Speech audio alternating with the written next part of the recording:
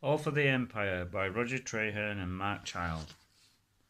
By now the theatre's patrons had become wise to the fact that pre-programmed superlatives were not necessarily lived up to by the acts they purported to describe. There is a limit, warned the Swindon Evening Advertiser, to the gullibility of the public.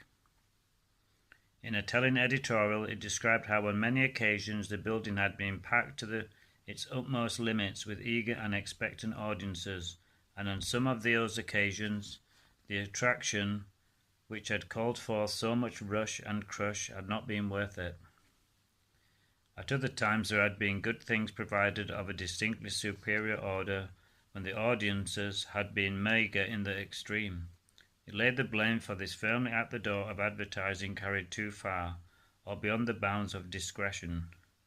The piece implied that the promoters of shows at the Empire had been guilty of proclaiming entertainment that was vastly superior to anything ever seen at the principal places of amusement in the metropolis, the continent, or anywhere else for that matter, and then provided entertainment that the people would not care to go and see if the doors of the playhouse were opened for free. The promoters stood accused of announcing performances the like of which no one living had yet seen, only to provide in the event something as old as the hills. It was a damning piece which an anonymous author cited. By methods of this sort, the prospects for the future are often seriously affected. It was too easy, he said, to blame shortage of money when the fare is good but the audiences are poor. Rather, it is suspicion and fear of deception that keep people away.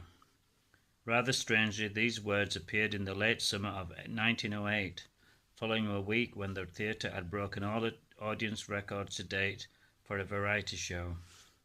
Hope you enjoyed this section of All for the Empire.